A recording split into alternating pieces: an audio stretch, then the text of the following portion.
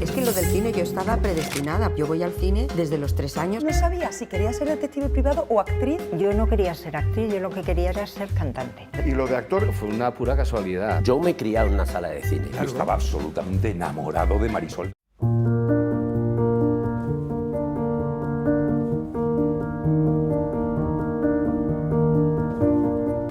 Bueno, empieza la historia porque después de hacer unas entrevistas para un libro que hicimos, grabadas, vimos que funcionaba muy bien que yo hablase con la gente con la que había hecho películas, o actores, actrices, o directores, y se le ocurrió a Ana que podíamos ser eso, más unido a conversaciones que teníamos cuando íbamos a comer por ahí, a cenar y tal, y que se contaban historias que estaban muy bien, anécdotas, que por qué no hacíamos una película de todo eso. Bueno, y ahora sigues tú. No, pues es lo que contó Antonio. Yo cuando vi las grabaciones del libro, que la primera fue en esto y luego ya con cámara, dije, aquí hay una película.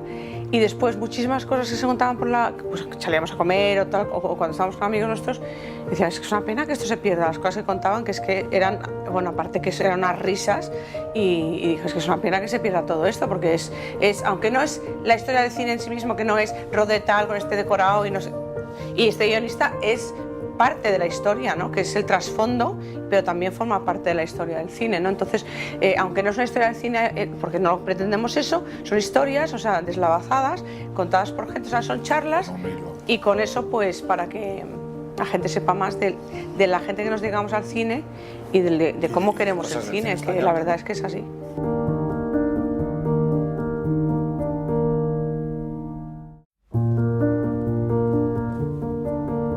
Desde el principio sí, porque había muchas cosas que... A todo esto hay que decir, aunque no lo parezca, que yo sí he estudiado cine, o sea que, en fin, algo sabía. Que Ana piensa que no, pero bueno, esto es una problema que no... Esto no.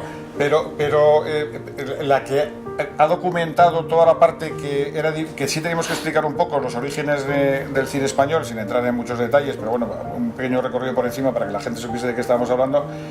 Cosas sí sabía, pero muchas cosas no. La documentación la aportó Ana, trabajando ella. De mucha gente con la que hablas sí me sabía sus trayectorias, pero claro, no te acuerdas de todo el mundo. Entonces, había un trabajo detrás importante.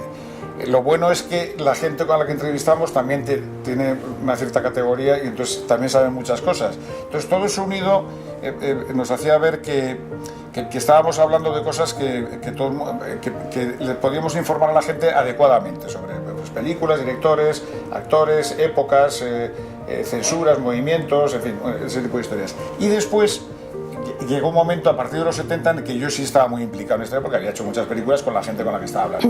Y bueno, de unas cosas me acordaba, otras me han sorprendido absolutamente porque no tenía ni la más ligera idea, vamos, desde historias de relaciones personales que no las vamos a contar aquí porque será de la película, que yo no sabía hasta en quién pensaste para hacer esta película y luego se descubre que no lo hizo esa persona, o ese actor o esa actriz, y estábamos implicados gente que salimos en el documental. Bueno, ha habido cosas casi siempre sorprendentes y desde luego a mí me parece que interesantes, incluso sabiendo alguna, ¿no? Porque la gente que sale en la película es que lo cuenta muy bien. Y bueno, y como había muchas cosas que no sabíamos... Es muy gracioso porque hay muchas cosas de películas que ha hecho Antonio que, por ejemplo, decían, por ejemplo, me acuerdo ahora, veo varias, en Seis Filómetros con quién, dice, esa película fue muy divertida, tal, cuentan un par de cosas y dice, y en el estreno, y entonces dice Ana Belén, que fue en el cine no sé cuántos, tal, y Antonio, ¡qué memoria! ¿Cómo te acuerdas? Y entonces esa frase, que claro, lo he cortado porque tal, pero una de las cosas más repetidas en el documental es, pero ¿cómo te acuerdas? Es que pero qué memoria, pero qué barbaridad. Porque como él es un desmemoriado absoluto, pues claro, le sorprendía que la gente se acordara hasta de su edad. ¿Qué me dices? No me da se me había olvidado completamente, era todo... No, pero yo que no me acuerdo en qué cines hemos estrenado, porque es imposible. Bueno, pues Ana Belén se acuerda de todas. Sí, de todo. No, Antonio, es que tú tienes... Porque, bueno, no vamos a entrar en el tema personal, pero ¿te acuerdas cuando estuvimos de viajes? No. O sea, ¿no se acuerda? No me acuerdo porque yo estoy pensando en cosas por encima. O sea, como viendo un conjunto para ver si... Yo todavía no he descubierto cuáles son, pero las serán, pero si él lo dice. No. Bueno, eso, que sí, que había cosas eso, pues asombrosas desde tonterías, pero que esta historia que ha contado Ana, que es verdad que pasó, pero es que da pie a muchas cosas, porque entonces tú preguntas, entonces y te recuerdan eso, y hay cosas que tú no sabías que habían pasado, pero que están muy bien, y que por lo que sea, pues claro, hablamos de películas de hace 30, 40, 50, 60 años, 10, 20, claro, y hay cosas que se te pasan, ¿no? Pero hay gente que tiene una memoria estupenda y una cosa que lo hemos comentado varias veces, que lo cuentan muy bien. Sí, Es gente, claro. muchos escriben. Yo lo digo, o sea, lo que hay de sentido del humor, de que te ríes, de lo que te entretiene Es de ellos. y de la genialidad, de algunos momentos geniales que hay, es culpa de las 21 personas que se han sentado a hablar con Antonio. No tiene nada que ver ni con Antonio Yo también, ni porque yo conmigo. estoy entre las 21, o sea que no... Pero no tiene nada que, o sea, es culpa de ellos, o sea, es responsabilidad y es gracias a ellos.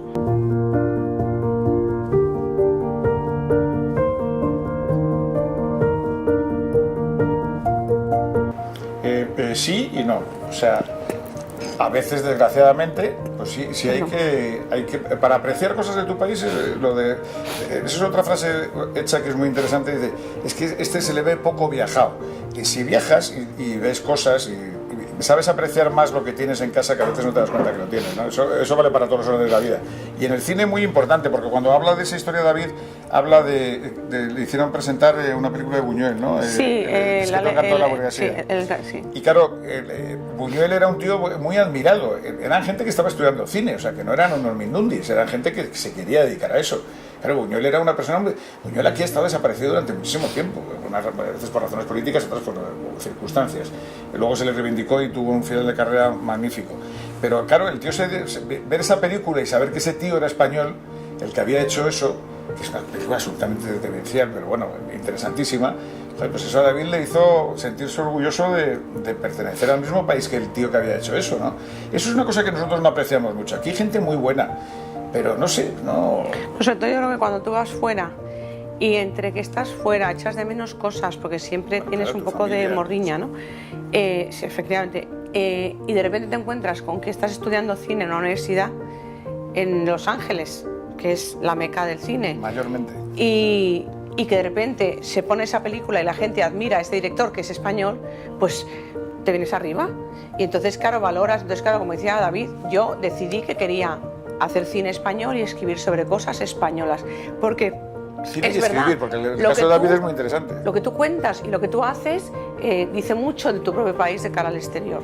Y nosotros, que es una cosa que he dicho antes, tenemos el mejor pintor de la historia, el escritor que ha escrito el libro que se considera el mejor libro de la historia, que es Don Quijote, Velázquez. Entonces, tenemos muy buenos directores de cine, muy buenos bailarines, muy buenos actores de teatro, muy buenos pintores, Antonio Pizarro, o sea, hoy en día, y no reivindicamos ni valoramos lo nuestro. No sé por qué razón. Entonces, hay que ser un poco orgulloso de todo lo que es la cultura nuestra, pero no la del siglo XVI, sino la del siglo XVI y la de ahora. Creo que es importantísimo y que es muy importante no solamente valorarlo nosotros, sino que los niños desde pequeños les metieran eso, les hicieran ver algunas películas, vamos a ver teatro, a escuchar algunas zarzuelas, o sea, la cultura española, para que desde pequeños lo valoraran y se sintieran orgullosos de la cultura de su país, la del 16 y la de ahora. Eso creo que es muy importante. Como lo de la sardana, pero en general, vamos, para que nos hagamos una idea.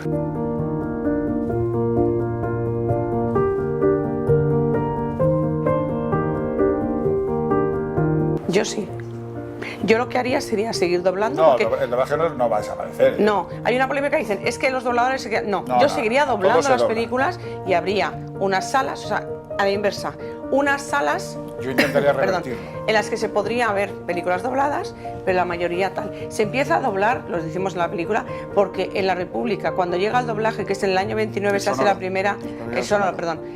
La primera película sonora se hace en el 29 en Estados Unidos, que es El cantor de jazz, llega aquí en el 31 y empiezan a llegar americanas.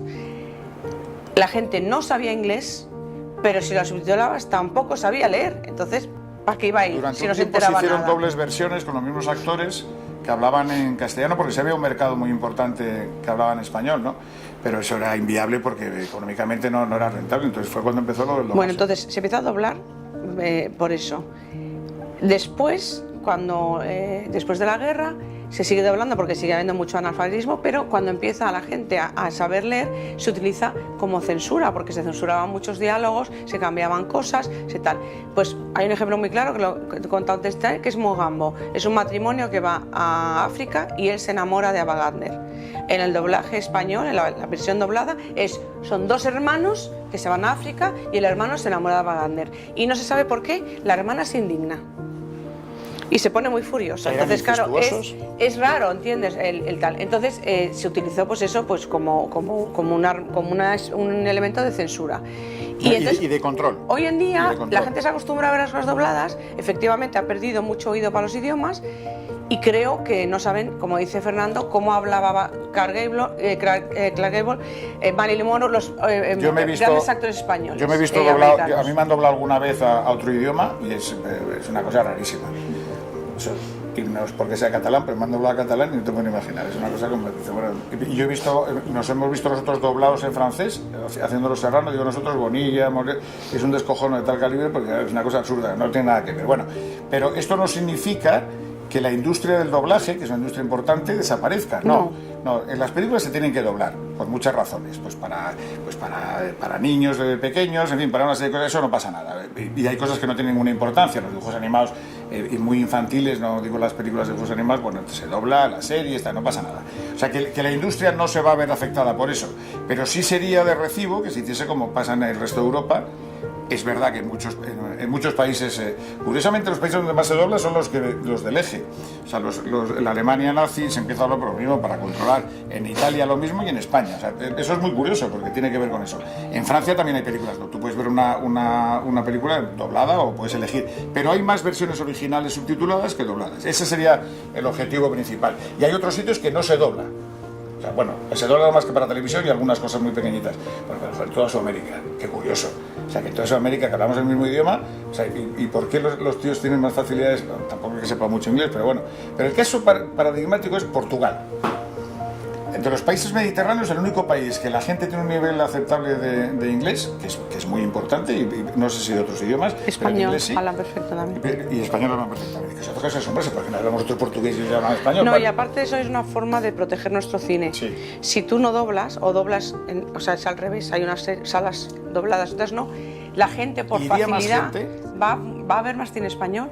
La gran pregunta era esa. Es una forma de proteger también nuestro cine, entonces, simplemente. Y después de Franco, ya para acabar esta historia, los que imponen el doblaje son los americanos. O sea, las grandes distribuidoras americanas, las majors, dicen no, amiguito, que se doble. Pues claro, sabían que en un porcentaje X, claro, no se ha podido demostrar nunca cuál era, que si competíamos en igualdad de condiciones, que es igual en los mismos idiomas, ¿a quién iban a ver? Porque a mucha gente te pone pegas a los subtítulos, no, es que hay que leer, que no sé qué, pero si no sabes inglés tienes que verlas con subtítulos. Bueno, tal. Entonces ahí hubo una presión brutal de la industria americana para que en España no se doblase. Porque os recuerdo que hasta hace muy poco España era el segundo país en porcentaje, por habitantes, el segundo porcentaje de ingresos de la gran industria americana. O sea, aquí se veía mucho cine, muchísimo. Y entonces, y sobre hojuelas, como el que mandaba era Franco y nadie preguntaba nada, pues dijeron, no, aquí no se dobla. Porque a partir de los 60 se empezó a doblar en el resto de Europa y aquí en España no. Bueno, pues eso, todo eso unido. La gran pregunta es, igual que una pregunta que hace en el documental, Fernando, ¿qué películas desaparecieron en los incendios de los laboratorios? No lo sabemos. ¿Tenemos alguna referencia que tú investigaste? Una que dice Fernando, que no sale en la película, es Las hermanas Méndez, que sí, no sé quién le dijo. Que era buena, sí, Florentino Osorio, un director de la Filmoteca, que la había visto. Joder, pues se perdió Las hermanas Méndez, que era divertidísima. Pues igual y dice, Fernando, vete a saber de qué trataba, porque claro, se perdió. Pero que esa creo que era, pues se perdería muchas películas buenas también, claro, aparte de eso. ¿Hubiésemos competido con los americanos si, por ejemplo, películas, estoy hablando de alguna que comparamos, si en La caza, alguna película de la época de los 60, 70, bueno, pues Pacino y Robert De Niro hubiesen hablado en inglés subtitulado, ¿no hubiesen ido a ver algunas que tenían una temática parecida? Es un ejemplo, ¿eh? Pues a lo mejor sí. A pesar de eso tenemos un 20% de cuota de pantalla, que no está mal.